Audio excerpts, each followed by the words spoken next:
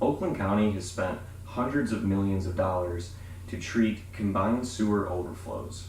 For example, 2 years ago, Oakland County spent $144 million to increase the capacity of the George W. Kuhn Retention Treatment Facility in Madison Heights, Michigan.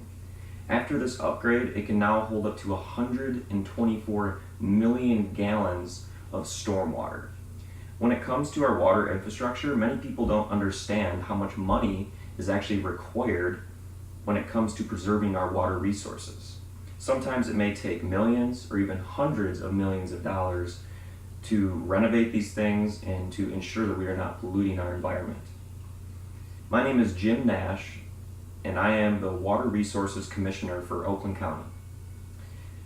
Since the day I became Oakland County's Water Resource Commissioner, I have gathered a group of influential leaders, stakeholders, and other elected officials who meet on a regular basis to find the best ways to preserve our region's water resources. Every day, we strive to find newer and better ways to protect our water and also the environment that surrounds it. Although we are doing our very best every single day to protect our water resources, there are still many current issues that we need to be aware about. For example, many areas in Michigan do not have good water quality. When you think about bad water quality, many people point out Flint, Michigan. The Flint water crisis has been happening for quite some time now, and it's become a huge issue. Flint is a great example of what can happen when our water infrastructures are not cared for. Many areas such as Flint are finding high levels of lead, copper, and also arsenic in their water systems. Also, many septic systems are failing all over Michigan, and the mass majority of people are completely oblivious to all these issues. I believe the best way to solve these issues is by working together as a community. Now more than ever, we need to be raising awareness about our issues in Michigan that we're having with our water. We live in a state that is surrounded by fresh water, and it is vital to know what is happening with our water resources. Everything we put into our water or flush down the drain will affect our Great Lakes. The majority of people flush many harmful things down their drains without even thinking about it. For example, by pouring grease, oils, and fats down your drain, you can actually clog local water systems, which can lead to water infrastructure damage. Also, as ironic as it sounds, flushable wipes are not supposed to go down the drain. There have been many cases where thousands of flushable wipes have clogged industrial-sized water pipes underground. Damage to our water infrastructure can cost anywhere from $20,000 to upwards of $100,000. By knowing what to flush down your drain and what not to flush down your drain, you can save your local community from spending hundreds of thousands of dollars just to repair the water systems in your local community.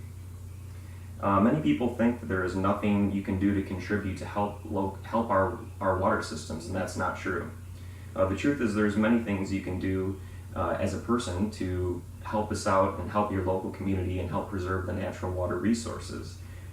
For example, obviously, like I said before, knowing what to flush down your drains and what not to flush down your drains. Also, another good idea is to create a rain garden. A rain garden is a way to help prevent harmful runoff, and also can help prevent from flooding in your local areas. And on top of that, it can also help replenish the water table, which is a great thing. Also, by avoiding the use of water sealing chemicals and fire suppression foam, you can reduce the amount of PFAS, which will heavily pollute your water. By ensuring that we have clean water systems, we are overall contributing to the reduction of climate change. Now you see that you can be a part of the change, and you can make a positive impact in our environment. Together, we can work as a community to create a clean and safe water infrastructure.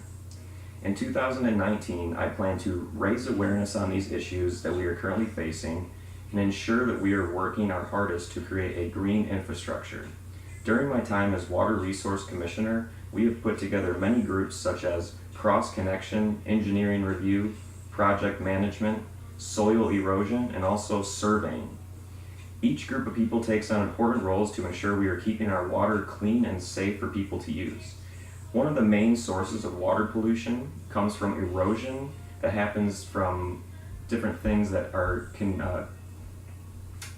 piled up in construction sites. and silt and debris from the construction sites pollute our local rivers and lakes. Our people in the soil erosion group are creating new methods to decrease and get rid of all this pollution that comes from construction zones.